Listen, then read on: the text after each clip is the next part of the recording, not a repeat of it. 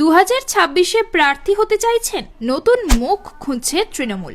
কিভাবে করবেন আবেদন? ভোটের আগে বড় চমক। আপনিও কি ভাবছেন একদিন বিধানসভায় বসবেন? আপনিও কি জোড়া ফুলের হয়ে লড়াই করতে চান ভোটের ময়দানে? তাহলে আজই তৈরি রাখুন আপনার বায়োডেটা, কারণ তৃণমূল ভবনে খুলে গিয়েছে প্রার্থীর দরজা। 2026 ভোটের আগে বড় চমক রাজনীতিতে। কিভাবে জমা দেবেন আবেদন? কারা পাচ্ছেন সুযোগ? 2026 সালের বিধানসভা নির্বাচনের দিন যত এগিয়ে আসছে, ততই রাজ্য রাজনীতিতে বাড়ছে উত্তাপ।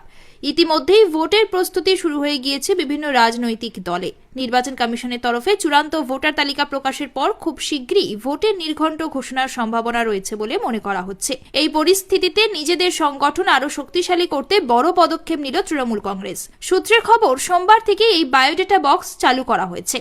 দলের তরফে জানানো হয়েছে যে কেউ যদি তৃণমূলের হয়ে বিধানসভা ভোটে লড়াই করতে চান, তাহলে নিজের যোগ্যতা, অভিজ্ঞতা, সামাজিক কাজ এবং রাজনৈতিক কর্মকাণ্ডের বিবরণ দিয়ে বায়োডেটা জমা দিতে পারবেন। রাজ্যের বিভিন্ন জেলা থেকে আবেদন জমা পড়ছে বলে জানিয়েছেন দলের একাধিক নেতা। তৃণমূলের অভ্যন্তরীণ সূত্রে জানা গিয়েছে, শুধুমাত্র রাজনৈতিক পরিচয় নয়, প্রার্থীদের সামাজিক গ্রহণযোগ্যতা, এলাকার সঙ্গে যোগাযোগ, কাজের অভিজ্ঞতা এবং জনসংযোগ দক্ষতার দিকেও বিশেষ নজর দেওয়া হবে।